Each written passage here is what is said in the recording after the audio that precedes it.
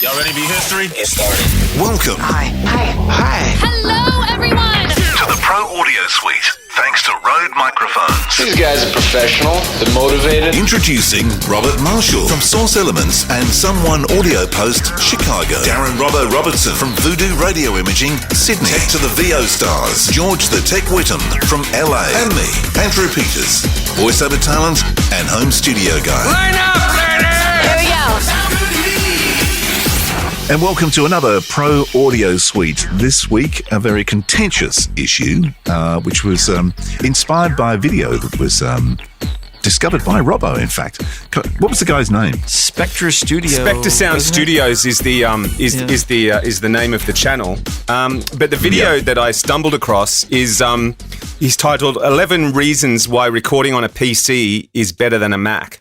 So I kind of figured we should probably run through his 11 points and bounce them around, because there's a couple, even as a well-entrenched Mac user of some 20 years, there's a couple of points I kind of go, yeah, okay, I get that. So I'd be interested to get your guys' responses. Number one, and the most obvious one, is overpriced. And let me throw this out there. Having seen the new Mac Pro and sort of out of interest gone in and top spec'd it just to see what it would cost me, $62,000 for a computer does seem a little expensive. That's the one that he highlighted in the video. He showed a screenshot of that price. That's right. As an example of that's the very top of Mac. That's the very top of the range for an Apple Mac. Let's be honest. But $62,000 is still a hell of a lot of money. It is a hell of a lot of money.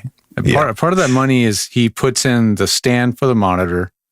Yep. You have to add in every single accessory from thing, Apple, right? And and he makes fun of the wheels, and the wheels $700 for a set of wheels. I mean, it is asinine. Yeah, it's crazy. So this is like complaining that a Bugatti costs $2 million. Of course. Pretty much. Yeah. Right? If you can't buy one, it's too expensive. Mm-hmm. Mm-hmm. But Bugattis and every other supercar literally being produced in the world are sold out before anybody can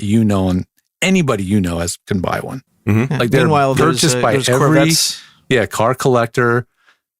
All the insiders get a list of the cars coming up for sale, and they buy them. And they go into their lair underground. Yep. Yes. And that's it. And that happens over and over and over again. And then do you know what happens? They go up in price. And they go up in price. Yes, of course. Right. Yes, they do. Yeah. Even if they cost $2 to $5 million, they go up in price, right? So not that this is a perfect comparison, but there's always a market for everything, right? And it doesn't matter whether they're suckers or not. The point is that they're producing a product that somebody wants and somebody can afford. Yeah. But they're also producing products that many, many, many people can afford. Yep. I bought a MacBook Air M1, which is incredibly capable computer, like a remarkably capable computer.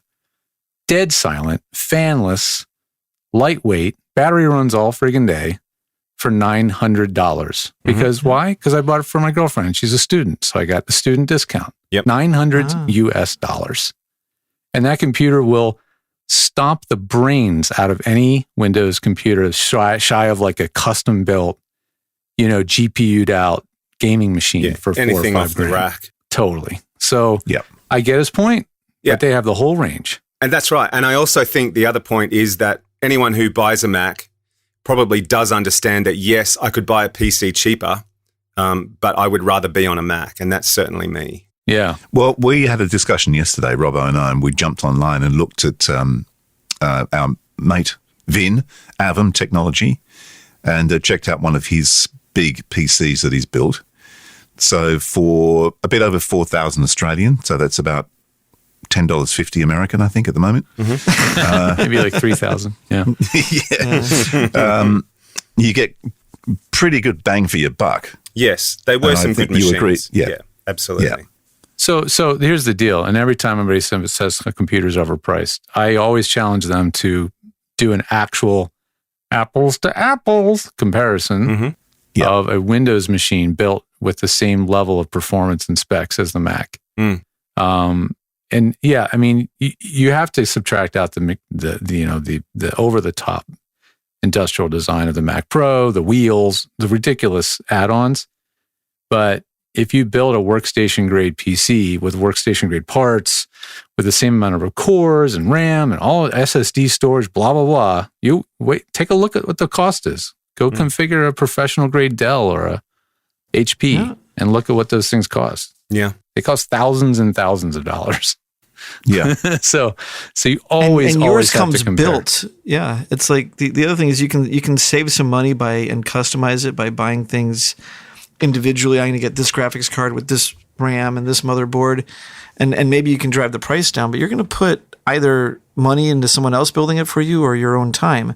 So a lot of the times it's the pride of, I built it myself. I know it better than anybody else. It's customized. It's like that. That is a thing for a certain It's a hot crowd. rod versus a Tesla. I can go buy Tesla Model S Plaid and wipe the floor with every hot rod on the road that's street legal in the United States, right? Today. If I had the money, I could do it right now. Sure. Or I could custom build a 9-second hot rod that is maybe questionably street legal and maybe beat a Tesla in perfect conditions, right? That is a PC.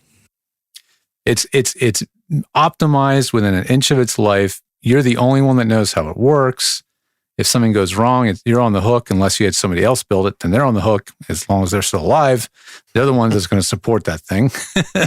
And that's how it is. That's custom Windows PCs. They're just different strokes for different folks. You know? I do think that the audio industry does still gravitate a little bit better towards Mac. Like the sound drivers are just easier to deal with on Mac. And there's many That's another things where- topic we're going to talk about later. Yeah, well, I mean, that probably does lead us. I mean, we can skip around here, but that probably does lead us to. He talked about a Hackintosh, so running OS on a Been there, done that. PC, right? So, Yeah, I've in done other that- words, done a few of those. Yeah. yeah. Okay, so and he talks about the fact that the great thing about Mac is you don't need drivers, blah blah blah, and compatibility. And in his argument, you can pick your video card, and you can pick your all your different bits and pieces, and you can spend more money where you think you need it and less money where you don't. So you can customize the machine into this Hackintosh.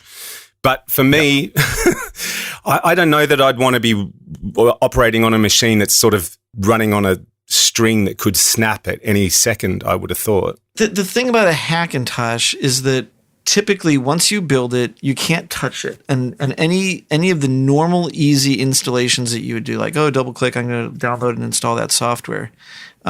It's like doing an OS change on a Hackintosh is like, it's stuck at that OS pretty much. You're basically building an appliance.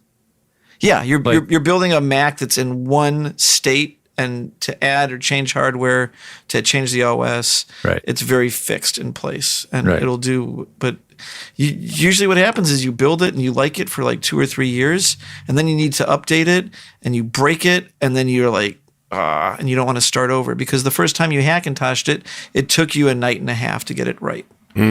Literally, Right. to build a hack. Yeah, I built. We ran EWABs before VOBS on a Hackintosh for about a year, maybe less than a year. And I had a kid build it who builds them, and it ran for about 6 to 8 months till I think the Ethernet board on the motherboard went bad or something like that we had to figure out, and it would kernel panic and stuff. And it happened during the show once or twice. And I had to find some guy online on Craigslist to help me fix it. And it was the absolute quintessential hacker computer nerd house. Like, smelled like cigarettes. It was a total S-hole. S-hole. It was a shithole, okay? And it was in a weird neighborhood. Which country is that? South Central. Oh, okay. Los Angeles. Sorry. And It's its own country there. and that's what I had to do. And I had to leave it there and then hope that he could get it running again, which he did. But that was my support. So, okay. If you're a pro, you're not going to rely on a Hackintosh. Like, wisely, you would not do that. I wouldn't want to. Yeah. But you just in defense of PC, because I haven't said anything yet, but I being Switzerland, have both. Right. So, which is a bit of a drag, really, because every time I go away and take the Mac with me, because I'm using a laptop to record and stuff, Steinberg for some Wavelab just doesn't seem to work that well on the Mac. I don't know why. It's just different. So I just don't use it. There so are DAWs and software that were really PC centric from the get go, for sure. And I Wavelab. think, I'd say Steinberg, Soundforge Cubase, also. Nuendo. Soundforge also. The Mac version of Soundforge blows. Oh, really? Yeah. Yeah. So I use Twisted Wave on the Mac, and then I use Steinberg Wavelab on the PC. Yeah.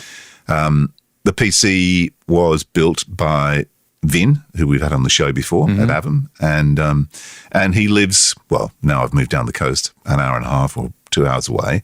But should something go wrong, I just give him a call, jump in the car, and zoom up and get it sorted out. Right. But I think he's in a different league, and he's quite unique. And I don't think there's that many guys at his level on the planet. I don't think anyone has a Vin just down the road. That's right. Exactly. Right. Yeah. And so it's about 4 of them, I think, globally that do these hardcore PCs. Yeah. I just sent you a link actually for the 4,000 Australian dollar PC, so you can see what's in there. But Sure.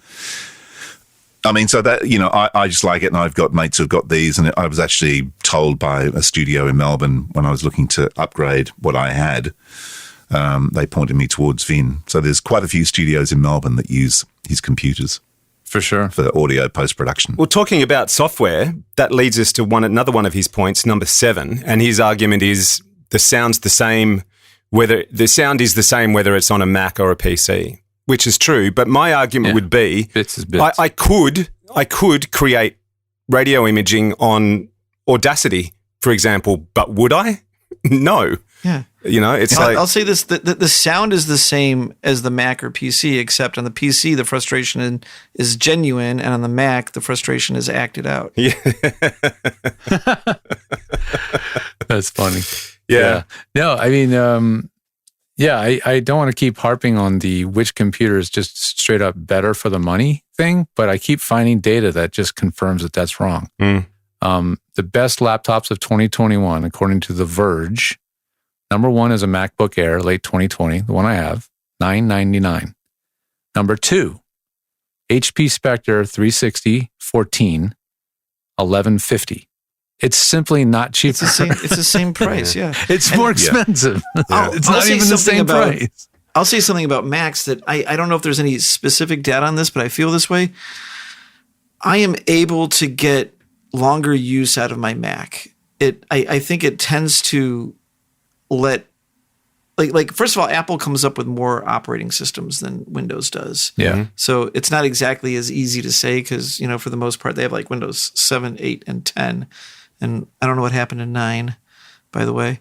But I have a 2012 MacBook. I've got a 2009 MacBook that is doing great. Yeah. It's like serves a great purpose and still works very well. And you can get it to a pretty recent operating system. Yep. And so, but at the same time, I see people constantly doing the thing with PCs where they're like, and I see this more with PC people than Mac people, which is like, my computer got slow, I need to buy a new one. Right. Which you don't. You just need to reinstall everything, but it's so much more of a pain that you don't, and you go buy a new one. But the reality is that it's just smeared with files and everything. And I do find that I think PCs have less clarity. So when you run into an issue, it's harder to do an easy reinstall or get them, running back on their day one performance because Yeah. Yes or no? They do have like the ability to restore to a prior install very seamlessly. that is pretty cool. You can roll back, and that is not an Apple feature. Like if Correct. you have a That time is pretty machine cool. backup. Well, I was going to say yes. Time Machine would, yeah. Yeah. But you can't just within the OS just roll back. Yeah, You know? true. So Yep. that's a difference. Yep. But even if I looked at, if somebody was like looking at my list and going, well, that number 1 Windows PC is a 2-in-1 convertible. So, okay, let's look at it like a regular run-of-the-mill, what they call entry-level Mac or Windows PC with the same amount of memory and RAM or memory and RAM storage as the MacBook Air. It's $820. Okay, that is actually a little cheaper than the MacBook Air, like $200 cheaper. So there you go. Can I say something? I think it's okay that a Mac is a little bit more expensive. A I little think bit. it's okay too. Yeah. A little bit. Yeah, I a little mean, bit. Like double the price, no, but like Agreed. even like a 10, even maybe 20% premium on that hardware, I think it's okay. I think more the complaint is like stuff that Apple calls new can't be as new as PCs. You can buy the most cutting edge PC computer hardware. That's different now. Well, that is different now because they That changed defined a it. year ago. But that's now. Every time Apple uses the latest stuff, it's latest stuff at that time. And then they make a whole bunch of them and they have to sell all of them. So you end up in those situations where it's like, I don't know, the 2013 and the 2014 Mac Mini are the same thing pretty much. Yeah. Like who cares? Oh, totally. But let's Totally. go. Let's go to his point number 6 then, because we're getting close to what he's talking about.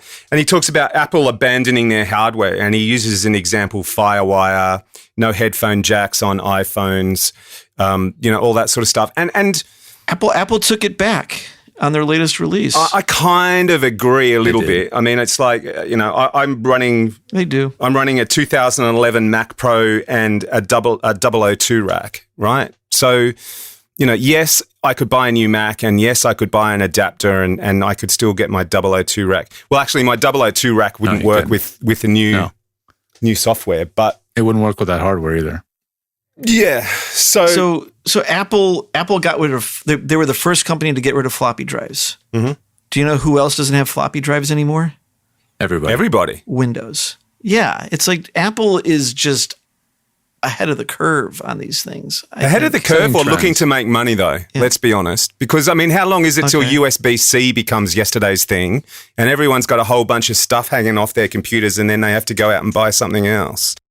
Do you reckon? Once Europe makes USB-C the standard connector for all devices, it will probably stick around for a while. Yeah. Yeah, because that's going to be a new thing of all the plugins and bits and pieces like headphones and jacks and power cords and everything. They're Yeah, the aiming EU for is like, standardization. no more of this 4 different kind of connectors, PS. I think 'cause you it's should just landfill. be charged a $10 million fee if you invent a new type of connector. So you better really believe in it. Right. That's an interesting idea. Yeah. Yeah. So what was number 6 again? Number What 6 the was point of that number they 6? abandoned They their get rid of hardware, hardware. FireWire, Yeah. headphone jacks, all that sort of stuff. Yeah, they had SCSI and they abandoned it. Yeah, but who else does he? They had parallel ports, they abandoned it, They had PCI slots. and they abandoned it. Here's a funny story, actually. That's called evolution, everybody. Yeah, but I was at a very big studio where they mix, like a multi-operator film mixing studio, and at the studio, they had a total of like 11 Macs running the entire stage. Like when you went up to the upper room where the machine room was, they just had like all these cheese grater Macs, and we were talking to them, and Old cheese like- grater Macs. The 2009s and those ones. the last run of them actually. Right. And so what happened was Apple, first of all, Pro Tools comes out with the HDX card. Now you can finally run a seriously powerful Pro Tools system on only two PCI cards, which used to take like 6 PCI cards. And so when you needed 6 PCI cards, you had to have an expansion chassis, which is a pain in the butt. So they were super happy when Pro Tools came out with the HDX card, because now they can run it all inside the same single computer. Yeah. And then Apple comes out with what? The trash can. The trash can. No PCI cards, back to the Magma PCI chassis. Yep. So this company goes directly to Apple and buys the last of their 2012 cheese graters Yeah. just to have the PCI slot. And they had these, like, this is a room full of these, like, cheese graters that they set up. And so it's true that, like, they're kind of annoyingly ahead of it, but like, look what came back in the $64,000 Mac. I think they have PCI slots. I mean, that the Mac Pro, the current Mac Pro, I think what's the base model cost? Is it $8,000? It's like, Or no, you can get them $7,000? for like $5,000, can't you? Maybe it's $5,000. Yeah. Yeah. I mean, Like it's still base not cheap. base is $499.99 or something like that. And again, comparing apples to apples, you'd have to build a PC server workstation that is comparative in parts, And the case will not be as nice Parity as the Apple RAM. case. which is a big deal in server. There's just so many things, but they really did make it a computer you can work on Not that you can like change components on the board, but I mean, you can really work on it. You can take things out, put things in, upgrade stuff. The chassis on the Macs, like after they went from the beige Macs to starting with the G4s, they were very easy to work on. You pull one thing and boom, the whole computer's those were cool. there. The wind tunnel one, you could just flick a little lever and then funk, like the whole guts flopped out on the table in front of you. Right. That was pretty cool. Really easy to work on. Yeah. And I don't think you get quite as nice cases with PCs. You do get cases with like stupid glowing lights in them and stuff. Oh yeah. With see-through the crap out of them. Yeah. So it's another point. I think we hammered that one pretty hard. Well, the next one that's probably worth talking about, there's probably a couple that we can skip over, but the third one is that Mac stability isn't all that. And he talks about, updates. But his main point here is, and this is one that I disagree with, is his main point here is that, when they upgrade their software, when they go to Big Sur or when they go to Mojave or there's inevitably a few bugs that need fixing. But my argument would be that's the same with anything. Whether when Pro Tools upgrades, there's inevitably a few bugs. When Microsoft Office upgrade, there's invariably a few bugs. So that's just par for the course. Windows is notorious for this. Yeah. There's no such thing as a piece of software without bugs. Yeah, Windows is notorious for pushing their Patch Tuesdays and breaking shit. Like it's and with a Windows machine, unless you have like an enterprise license where you can like have your IT department lock it down, any normal user is going to have a Windows PC that upgrades itself all the time. You have zero control over when it does it. It's as bad unless as you Chrome. Unplug it from the internet, like just unplug it. Unplug the Ethernet cable. You can't control it. It's literally as bad as Chrome. Right. And Chrome's the same deal. But Mac OS, you to this day, not saying that by the time you hear this podcast, they don't change it, in the next OS. Yeah. They're locking it down tighter and tighter. But right now, you can still disable updates. You don't have to automatically install anything. Mm-hmm. And anybody that says they installed, Monterey because they had to or it did it automatically is full of shit. Yes, exactly. That's not how it works. It does not Absolutely. You have to click a button. Someone clicking a button. Yeah, exactly. it says upgrade. Ooh, look, a new operating system. And update. Yeah, I might push the button, says Homer Simpson. Right. So I think the stability thing on the Mac is it's a double-edged sword, which is yes. The reason why it's stable is not because it's superior computing hardware or technology that doesn't exist in Windows or any of that. It's simply that, they own the whole ecosystem and they kind of rule it with an iron fist. Mm-hmm. And sometimes it's annoying where you have to get, as he talks about, like have to get your applications signed, and it's annoying. But at the same time, there's a certain amount of stability and lack of whatever it is you want to call it with the Windows variables. world, like the wild, wild west. Yeah, there's less variables. So for instance, I was doing some tech support for a user today, and I go to unzip the file won't unzip because it has to pay for zip. It's like, who has to pay for zip? Yeah. Well, this person has to pay for zip because somehow they installed something that took out the built-in Windows zip and makes them keep on like now you have They this. installed WinZip, which is now the default zip app Right, on that exactly. PC. Yeah, and you don't see that kind of like stupid crap. And maybe it's because there's so many more PCs that all these like sneaky hacker type companies that try to like basically they're not really selling you a product. They're just like screwing your PC over so that you don't know what to do except for click the buy button. But you don't see quite as much of that in the Mac world. Yep. You don't see as many viruses and Yeah, you still I don't don't see know. as many viruses. No, Well, not even that's close. the thing, Not and that's even one of the like- points he doesn't make, right? One of the Doesn't points he even swing the doesn't needle. make is the fact that on a Mac, you're actually less likely to get hacked because there are so many PCs out there. They aim more at PC anyway, right? Yeah, and also Apple holds they control it more. Yeah. And so there's less angles to like with a PC, it's a little bit more Wild West. And if you're not aware of that stuff, then you just become one of those users that gets trapped in somebody's little snarky computer trick that takes out your WinZip and makes you keep on seeing a screen that makes you buy something. It's more of a community thing or the way the industry works, but it's still a reason that, God, that's annoying on PC. If ultimately it's like, how many times does a user on a PC go, God, that's annoying, compared to the user on the Mac go, God, that's annoying. And I argue that the PC users get a lot more frustrated. Yep. The main difference between PC and Mac is that Mac, everything is in-house, where PC is kind of like an open license for, tons of manufacturers to release PCs. So, right. Yep. And then to his point, well, there's a crap load more software that you can get, like free software. I can do my whole album on free software in the PC. Mm-hmm. And yeah, there's not as many like free plugins or whatever on the Mac side as there is on the PC side. But well, it isn't 1991, like he said.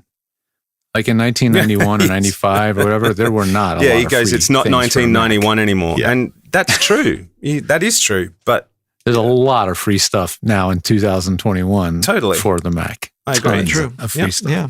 look, there's not a lot of things that free software out there or free plugins out there that I haven't been able to use. I can probably think of one or two that I kind of go, okay, if there was a Mac version of that, I'd buy it. Or if there's a Mac version of that, I'd use it. But there's really not. I'm sure there's some accounting software that's on PC that you can't get on Mac. Oh, QuickBooks. I'm sure. QuickBooks Pro on Mac is not the same as the one on Windows. Well, that's the reason I have a PC sitting in the corner of my room, and that's all it does pretty much is it's basically my inverted commas server where everything gets backed up to, and the only time I actually turn it on use the computer is to use my MYOB because I don't have a Mac version. I used to use that. Yeah. Business, yeah. So there you go. Edge. So it's another point. Yeah, So I mean, control of the hardware is a good thing and a bad thing, but generally I think it does lead to more stability. I remember I was going to say, security is almost never convenient. So like all the stuff that Apple's doing to lock your devices down, which are irritating. If I want to install an Apollo on a Mac, it feels like you're hacking it. yeah, right. Like you literally have to go into the kernel level. Like it's sort of like a registry edit. Yeah, right. Or a CMOS edit to get an Apollo to install on a Mac. Wow, It's really? like, okay, are you guys kidding? Yeah, you have to go into the firmware basically and say, yeah, you are allowed to run this. Why is that? Because really? they don't When have did an that agreement happen? with I've Apple. been or installing something? It happened when Big Sur came out. Right. Okay. Yeah. Yeah, I've installed a ton of Apollos, and like I've run into this many times. And then, Big Sur was part of that, and then the Silicon Mac also was a part of that equation as well. But the bottom line was, I was able to get the Apollo to install because they already knew the workaround, had instructions on how to do it. Sure. Said this is not officially supported, but here's every step to do it, and it worked. Yeah. Well, And there you go. I've been able to do that 10 times on different systems now and get it running. So it's they want to lock it down so people are protected, but they'd still give you the backdoor key if you really need it. Mm-hmm. Yeah. No, I mean, truly, Apple OS is Unix. When you really look at it, it's technically probably more open than Windows, actually. Underneath. Because underneath, because it's really truly a Unix operating system. Yeah.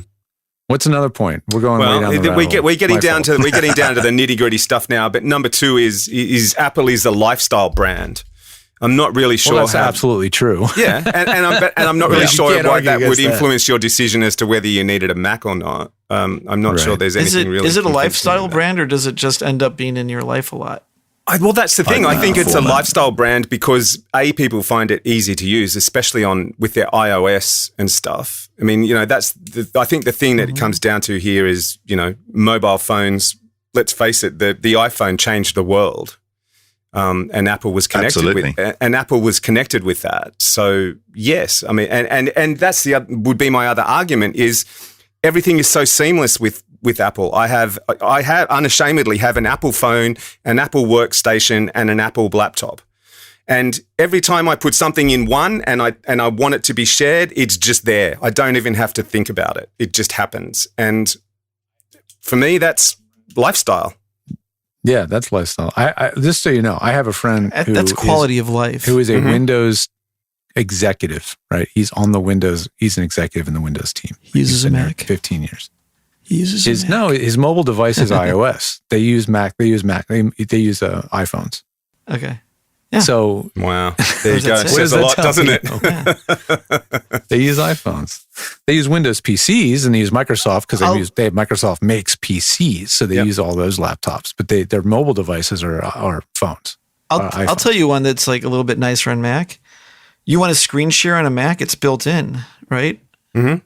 Seamless. And Windows, it's like built in with VNC, whereas with Windows, it's like remote desktop sharing or something. Yep. Which ultimately got turned into a vulnerability for people to hack and like really screw your computer over. But there's certain things that are like kind of built into Mac that you have to buy extra software to make it do. You know, the other thing I love PDF. about Apple Yeah. compatibility Reading- yeah. is AirDrop.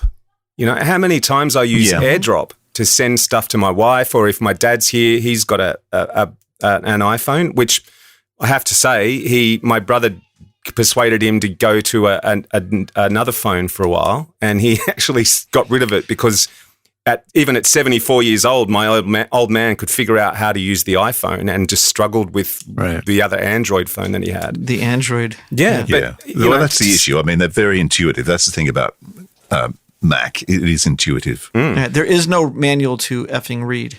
No. Yeah. I mean, maybe there is. No, it but just makes sense, right? That's true. Exactly. There's no manual to read, but if there was a manual for the Mac, and I know there's guys that write them, some of these, famous Apple, these journalists that write these books. I'm trying to think of a name right now.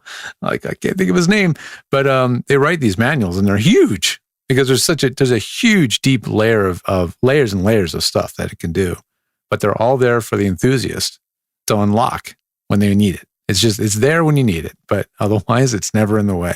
Yeah. That's what's so brilliant. Yeah. Like I just learned how to do a copy paste where I can paste and move the file. Did you know you could do that on Mac? Like normally you can't move. a move. Oh, Yeah, okay. it's a click and How do you drag do move. that? Yeah. But you can't cut. Okay, this is what it is. You can't cut and paste No. a file Yeah. in So Mac how do you OS do that? typically. Yeah. You can Yeah. cut and paste a file on Windows, so it'll Right. leave the Yeah, folder yeah. and move. But on a Mac, you can't unless you hold down the magic Option key. If you hold down Command Option V, you're moving the file, and I do that now Nice. 70 times a day. It's like, well, you and just I sold unlocked me. I unlocked that feature like a year ago, right? And I've been on Mac since 06. Yeah. Okay. So Well, there that's are a just lot Mac, of them. you know. Yeah, like so there are things that are nicer on the PC. For instance, if you're in the middle of an application, you go to save your file, and there's a folder that you want to use, but the folder is not named right. In the dialog box of that application, you can just rename the file, yes. the folder that you're trying to Yes. save to. Yep. Whereas in the Mac, you got to leave the application, You do. go to wherever the directory is, and go change that file. That name. changed. Yeah, that wasn't before. Now it is. I think it's more locked down.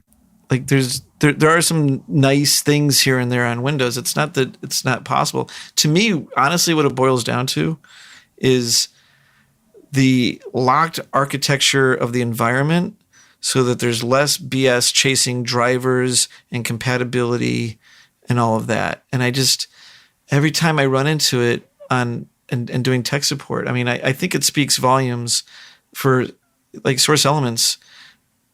More of our customers are Mac, but there is at least like the ratio of Mac to Windows licenses does not equally represent the ratio of Mac to Windows support.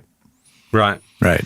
It's just fact. Like Windows takes more support, and there might be reasons like the clientele that are buying Windows machines are less tech savvy, maybe, but I don't think that's true because I've seen a lot of people that have no clue about anything, and they're just the Mac works, you know. Yeah. So I don't think it's that, but it's just like someone could figure out why, but that is a fact. Just Or- to insert, I just did a save as dialog box, and I found a folder, and I did a control click, and I did a rename, and I renamed it. So they added that. It works. That yeah, okay. Yeah. Oh, you can used to right not be click able to do too. that on You can Mac. just right click as well. Yeah. Yeah. Yeah, control click, right click. I use a trackpad, so I do a 2-finger. Oh, there you go. click. Yep. it's the same. I think, though, that the stats you're talking about, though, Robert, because I think your stats at Source Elements about 70-30, 70 Something Mac, like that. 30% It's like PC 80-20 at from one memory. time. It's been going, I'll be honest, it's been going a lot more PC. Trending Windows, right? Yeah. Yeah. And the other thing about a lot of the people that you probably have on PC, my guess is it's going to be someone who's not necessarily in audio post. I'm thinking more of Oh, it's someone no like one, me. I'd say the ratio of post-production operators on Mac to PC is like 95-5. Yeah. As far as like people doing, but on the talent side, it's probably more in that 30% range of PC. Yeah. And Which when you're doing tech actually support, makes me think. with someone That makes me think that basically those people, unfortunately, a lot of them are buying PCs off the shelf. Yeah, they go to And Costco. I think Best Buy. that's probably I think that's probably the Totally. issue. If you're getting someone like a Vin to build your PC machine, then I doubt you're going to have major issues. The only issue I have with Source Elements is, of course, that on the PC I can't use Key Manager because it doesn't work. Yeah, well, that's our own issue, but that's a market issue, which is, because of, especially at that time, because so many users were Mac, it got the love because there's more users there. Yeah. So the features got put where the customers were more present. But if like you need a VIN to build a stable machine, then how much does it end up? You have to build that into the cost of the machine and consider like that. Because if not, look, I've had this machine for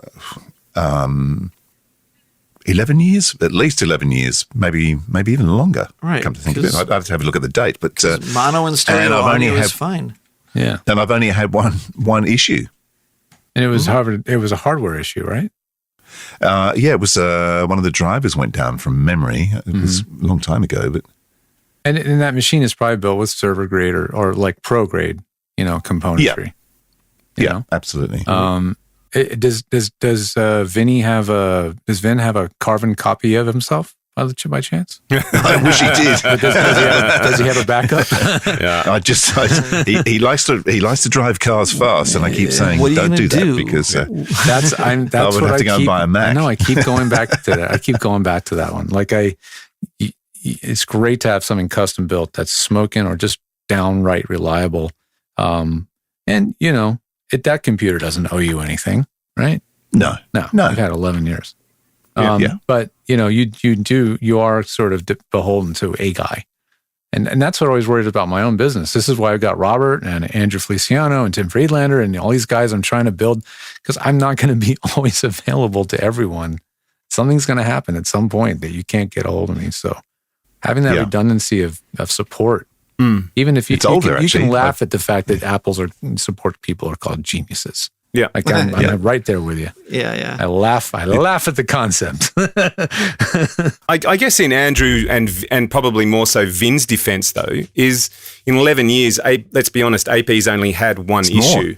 Or however long, 12 years. AP's only had one issue. So maybe the fact that he may disappear. But at the end of the day, of the percentage of audio users who are using PC, how many of those are actually going to a VIN? I mean, I would suggest that 99% of PC users who are using PC for audio are just going to the local electrical store and saying, I'll take that computer, thanks. Yeah. So, Hewlett Packard, Dell or something. And when their hard drive gets full, they buy a new computer. That's right. And I think that's where you've got to differentiate. I still see value in something that Vin does in terms of the machine that Andrew has. But I think what we're getting at here is going and just buying a PC off the shelf at your local electrical store, although it's definitely a cheaper option, is not necessarily the best option. Yeah, I can. No, it depends. I agree. I think if you're gonna go PC, do it properly. If you're not going to do it properly, go Mac. Otherwise, because you're crazy. Otherwise, you're just going to. I would give see yourself it this a world way. of pain. You can save money or you can save time.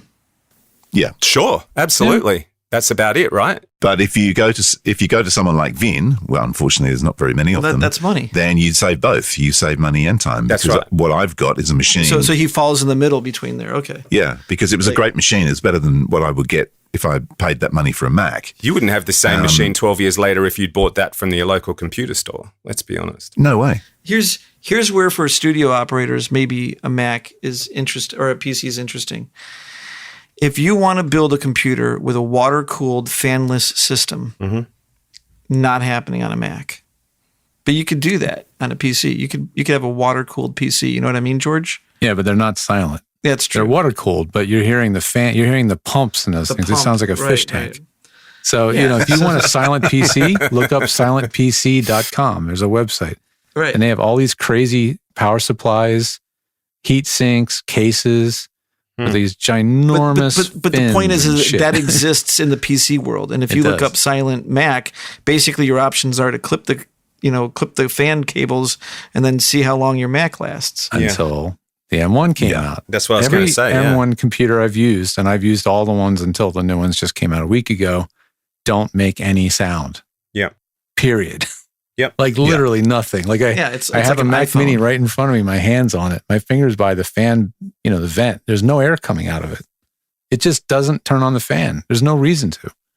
It's just that efficient. I'm 99% certain that my next machine, my next workstation, and given the age of my Mac, even though it still runs reliably, I'm going to have to upgrade in the next 12 months. I'm 99% certain that I'm just going to go out and buy a top-of-the-range Mac Mini and just be done with it because... Yeah, that's coming out in the spring. Yeah. And so we'll see what that is. We're all going to call it the Mini Mac Pro because it's going to run circles around most of the Mac Pro configurations until you get into the top, the 62,000 ones. Yeah. But it's going to run circles around almost everything, and it's going to be like a $1,500 little Mac Mini, the size of a little heat plate, and but you can't install anything inside it. Yeah, and the only issue I can see for me is stuff that needs to hang off it. So I might have to think about how my network operates and how I can get rid of some of the hard drives on this machine and put them somewhere else and stuff. But that's about the only issue. My desk looks like I took a PC apart. Yeah, right. and he's not incorrect that the Mac in the current system, it's like if you want various I/O, you have to buy dongles and buy adapters and whatnot. But if you buy the right desktop PC, it's the same thing. True. A small form factor PC will have just as few USB slots, PCI slots, and et cetera, et cetera. So I agree. Apple kind of accelerates the curve on obsoleting It's not that they obsolete their own hardware. They just call the bluff on the industry quicker than anybody and say, do we really need this old stuff? Like, are we really going to store our data on magnetic film? Do we really need CD-ROMs anymore? They were probably the first ones to really get rid of. Steve Jobs. That was very, very. I miss my CD. Yeah. I do. I miss it. I'll be honest. Because mine still buy a super drive. Yeah, mine stopped working. The one inside my Mac stopped working. No, you just plug it in. They just make a tiny little $79 super drive and plug it in. Plug it in and away you go. Right. Yeah, I've just been chucking it in the PC to be cheeky, but I just bought one like 2 weeks ago for a client. Yeah. I have one more just because I want to show people that I'm not a fanboy of Apple. Mm-hmm. Here's where they really screw people is on storage. Everything about an Apple is designed around filling up your damn drive. It's like, it's just, they hide how much, where, when you look at the storage meter, there's this giant thing that says other. Mm-hmm. Right? Yes, and you're exactly. like, what the F is other, right? So then you got to get an app called Daisy Disk. You run that, and then Daisy Disk goes, oh, well, there's this hidden file in a system folder that's called Time Machine something or other, And it's like a system file or system dump, that it got put on your drive, and it's like 40 gigabytes or something. Wow. And you're just like, oh, you mean I can get rid of that? Yeah, you can get rid of that. It's not like PCs don't scatter files and make them insane to manage. No, they both have hidden folders, and they do similar things. The good old defrag and all that. But can you defrag? Can you defrag a Mac? You don't need to. You used to. You don't need to, but with SSDs, you don't as much. Now with SSDs changed everything. But here's an interesting thing, which I'll agree with. Like, I've got this 2012 Mac Mini or MacBook Pro. I love it. I use it a lot, and it had a 250 gig SSD on it. It just got small. Yeah. So I'm shopping for an SSD, and the one that plugs like straight into the Mac. Oh yeah.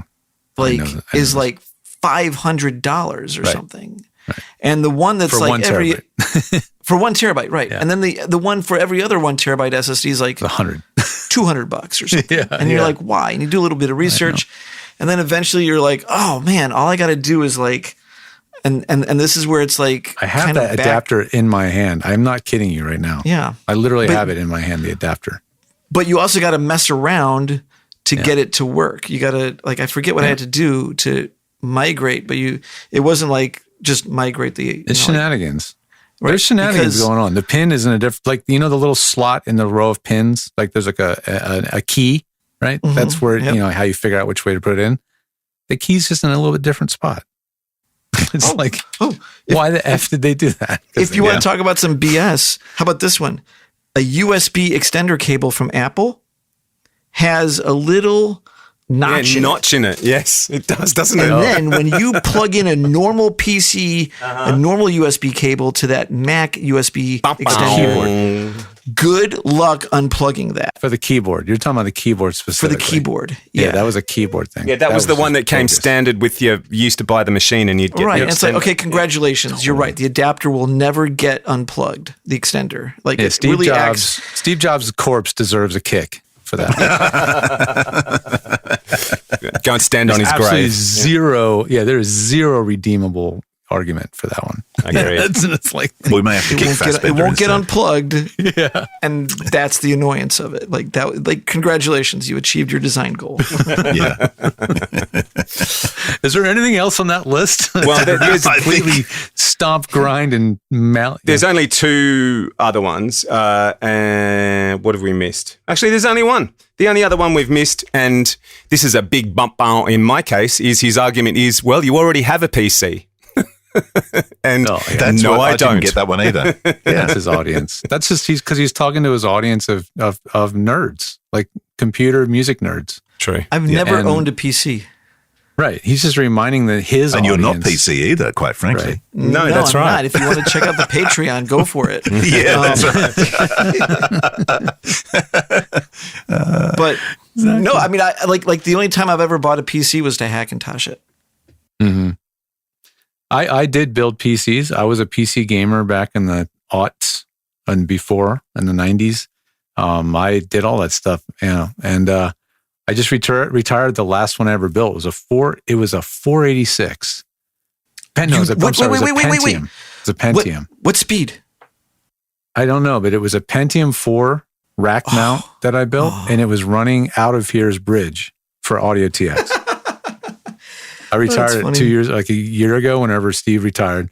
And I built that PC when I lived in Philly, like in 03. So, Wow. yeah. So There you I'll go. confess, I am looking for a PC. Really? What for? Oh. And anybody who has one, please let us know. I need a PC 486 or Pentium 1 running 133 or less. Oh, you need a low end PC. Are you upgrading your machine, are you, Robert? Are you trying to play No. a game that runs too fast on higher No, clock speeds? I want to run the Super True AMIC recall and automation system on my AMIC Big from 1995. Well, there's you know what? There are clubs of nerds that collect old PCs. Yes, there and are. keep them running. So, If you keep it long enough, the value goes up. yeah. I'll just say that. Okay, here's one for you. Now, we've been talking about Macintosh For an hour. for an hour. I'm sitting in front of my MacBook, and an email just dropped in from the Microsoft store. The do they new have to say? Surface Pro 8 is here. Ah. Right. Well, I don't know if you've seen the Surface Studio laptop. It is pretty nifty. There you I mean, go. it's really cool. It has like this. Well, it's hard to describe it, but the screen can swing outwards, so it's like an easel, and then Yep. it'll swing back like a regular laptop, and then you can fold it around like a tablet. The industrial design of the new Microsoft computers, laptops, is But really. those Surfaces are good. not cheap. They're just as much as a Mac. I think. No. Yeah, these aren't budget computers. They're just they have an open mind about features, but that's because they have the world's most successful company in history as a competitor. Like if you didn't have that competition, it would still be those crappy, plasticky, compact laptops. yeah. Probably. It was only because Apple came out with the MacBook Air that revolutionized laptops. Literally. Yeah. One computer. Because then it was like, oh, the Ultrabook. Now we need to all make one of these. And that's now become the norm. Like everybody has an Ultrabook. Well, it wasn't that many years ago. Well, it probably was a long time ago. It doesn't seem that long ago that if your mobile phone was a BlackBerry and your laptop was a ThinkPad.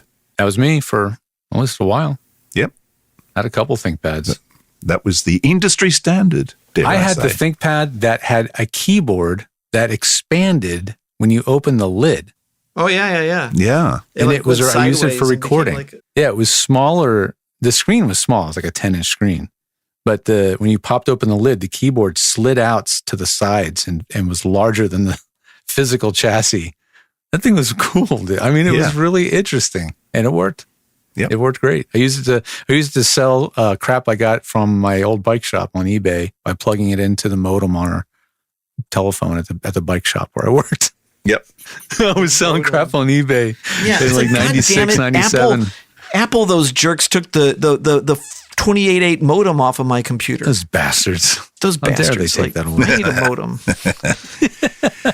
Well, in conclusion, Insert there isn't sound one. insert sound of modem right there. Yeah. Bravo. There you go. There is no conclusion to this episode. Well, there probably is. There's no conclusion to this argument. It will go that's on right. forever. It will. It will never be I'm resolved. literally like, if this argument comes up in any Facebook group, I'm just dropping a link to this Yes. and running exactly. away. Yeah. Like, bye. That's it. Yeah. like they're both computers. They both compute. They both crash. They both are stable. It matters like how you treat your computer and whatnot. But ultimately, what's the conclusion? That Conclusion is if you're gonna make the decision to go PC, do it properly.